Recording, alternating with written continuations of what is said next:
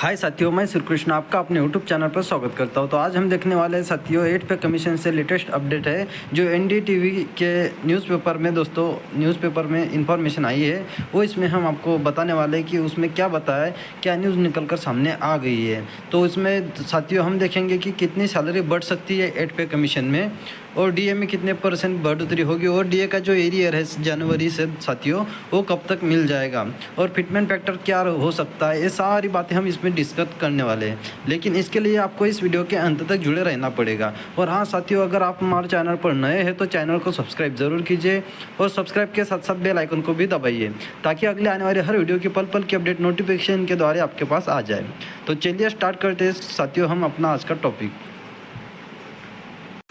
तो देखिए 8 पे कमीशन, केंद्रीय कर्मचारियों की सैलरी और पेंशन में बढ़ोतरी को लेकर सरकार का बड़ा अपडेट। 8 पे कमीशन सैलरी हाइक, केंद्र सरकार के कर्मचारियों और पेंशनर्स के लिए यह राहत भरी खबर है। 8वें वेतन आयोग के लागू होने के बाद लाखों कर्मचारियों की सैलरी और पेंशन में अच्छा खासा इजाफा देखने को मिल सकता है। 8 पे कमीशन न्यूज़, देश भर के करोड़ों केंद्रीय कर्मचारी और पेंशनर्स लंबे समय से 8वें वेतन आयोग के गठन का इंतजार कर रहे हैं। इसके लागू होने के बाद उनके बेसिक सैलरी और अन्य भत्तों में बड़ा इजाफा देखने को मिलेगा। इसी बीच वित्त मंत्री निर्मला सीतारमण ने संसद में इस पर बड़ा अपडेट दिया। 8वें वेतन आयोग पर क्या बोली वित्त मंत्री? वित्त मंत्री ने बताया कि 8वें वेतन आयोग यानी कि 8 पे कमीशन के संदर्भ में टर्म ऑफ रेफरेंस को लेकर रक्षा मंत्रालय, गृह मंत्रालय, कार्मिक और प्रशिक्षण विभाग समेत कई अहम मंत्रालयों से इनपुट मांगे गए हैं। आयोग की सिफारिशें आने पर और सरकार द्वारा इन्हें स्वीकार करने के बाद ही सैलरी और पेंशन में बदलाव की पूरी तस्वीर साफ होगी। आगे देखिए और क्या बताया उन्होंने। यह भी बताया कि भारत में इस समय करीब 36.57 लाख केंद्रीय सरकारी कर्मचारी और 33.91 लाख पेंशनर्स 31 दिसंबर 2024 तक का जो डेटा है साथियों है। इसके अलावा डिफेंस कर्मचारियों और उनके पेंशनर्स को भी इस वेतन आयोग से लाभ मिलेगा। तो देखिए साथियों, इतने कर्मचारी जो है इनको 8 पे कमीशन का लाभ मिलेगा। आगे देखते हैं, जनवरी 2025 में ही 8वें वेतन आयोग के गठन की मिली मंजूरी। राज्यसभा में वित्त मंत्री ने स्पष्ट किया कि केंद्र सरकार पेंशन में समानता के लिए पूरी तरह से प्रतिबद्ध है। उन्होंने यह भी बताया कि प्रधानमंत्री नरेंद्र मोदी ने जनवरी 2025 में ही 8वें वेतन आयोग के गठन को मंजूरी दे दी थी। और आगे देखते हैं क्या इन्फॉर्मेशन है। सभी कर्मचारी सरकारी पेंशनर्स को मिलेगा बराबर फायदा। इस आयोग का उद्देश्य केंद्रीय सरकारी कर्मचारियों और पेंशनर्स की सैलरी और भत्तों में संशोधन करना है। वित्त मंत्री ने बताया कि लोकसभा से पास हुए फाइनेंस बिल में ऐसे नियम बनाए गए हैं जिससे सभी सरकारी पेंशनर्स को एक समान लाभ मिले और उनके बीच किसी भी प्रकार का भेदभाव न हो। तो देखिए साथियों, इससे हमें पता चलता है कि जो पेंशनर्स है सारे को साथियों समान लाभ होगा। लेकिन जब देखते हैं अभी जब लागू होगा तब क्या होता है। फिलहाल तो ऐसी उम्मीद लगाई जा रही है। आगे देखते हैं और इन्फॉर्मेशन क्या है। पेंशन को लेकर क्या बदलाव किए गए हैं। वित्त मंत्री निर्मला सीतारमण ने बताया कि 1 जनवरी 2016 से पहले और बाद में रिटायर हुए सभी सरकारी पेंशनर्स को समान पेंशन मिल रही है। नए नियमों के तहत किसी भी पेंशनर की मौजूदा पेंशन राशि में कोई बदलाव नहीं किया गया है। रक्षा पेंशनर्स पर भी इसका कोई असर नहीं पड़ेगा क्योंकि उनके लिए अलग नियम लागू होते हैं। वित्त मंत्री ने बताया कि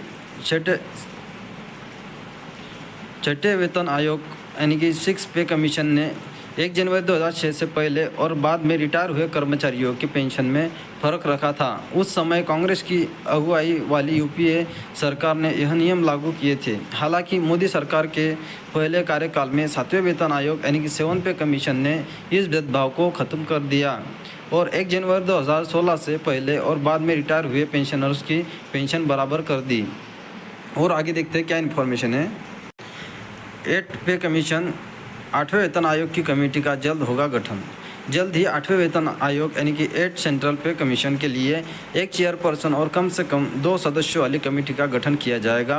यह कमेटी सभी संबंधित पक्षों से चर्चा करेगी और सैलरी और पेंशन में संशोधन को लेकर अपनी सिफारिशें देगी। इसके बाद सरकार इन सिफारिशों पर विचार करेगी और फिर अंतिम फैसला लिया जाएगा। कुल मिलाकर केंद्र सरकार के कर्मचारियों और पेंशनर्स के लिए यह राहत भरी खबर है। 8वें वेतन आयोग के लागू होने के बाद लाखों कर्मचारियों की सैलरी और पेंशन यानी कि 8 पे commission salary and pension hike में अच्छा खासा इजाफा देखने को मिल सकता है। तो देखिए साथियों, जो 7 पे कमीशन था उसमें जो फिटमेंट फैक्टर निकल कर आया था साथियों 2.57, और जो पे कमीशन होता है साथियों उसमें जो फिटमेंट फैक्टर होता है बहुत बढ़िया रोल निभाता है साथियों। तो जो सैलरी होती है उसी पे डिपेंड होती है, जितना अच्छा खासा फिटमेंट फैक्टर मिलेगा उतना ज़्यादा पेमेंट अपना बनेगा साथियों। तो आपको बता दें साथियों कि जो फिटमेंट फैक्टर होता है वो अपने बेसिक को मल्टीप्लायर होता है, मतलब जितना भी अपना बेसिक होता है उसको मल्टीप्लाई करने के बाद जो अमाउंट आती है वो अपनी सैलरी बन जाती है साथियों, मतलब बेसिक बन जाती है। उसके बाद से सारे नियम रूल्स नए लागू होते हैं। जो अपना DA होता है 8 पे कमीशन लागू होने के बाद 0 हो जाएगा साथियों, और स्टार से शुरू हो जाएगा स्टार्टिंग से। तो देखते हैं अभी जो नई मतलब मोदी सरकार है साथियों कितना 8 पे कमीशन में कितना फिटमेंट फैक्टर देती है, क्योंकि जितना अच्छा खासा उम्मीद तो जताई जा रही है साथियों। जो NCJCM के सेक्रेटरी शिव गोपाल जी है उन्होंने 2.86 की उम्मीद लगाई है। देखते हैं लेकिन कितना मिलता है कितना नहीं सारे के साथियों। अभी इकोनॉमिकल कंडीशन भी उनको जाननी पड़ेगी, क्या हाल है क्या नहीं, सारी चीज़ें जानने के बाद ही वो तय करेंगे साथियों कि कितना पेमेंट रखना चाहिए कितना नहीं। तो चलिए साथियों, देखिए जो हमने इन्फॉर्मेशन बताई है वो आपको अच्छी लगी और आपके सारे डाउट क्लियर होंगे, ऐसी उम्मीद हम करते हैं साथियों। और मिलते हैं ऐसे ही न्यू अपडेट के साथ। Thank you.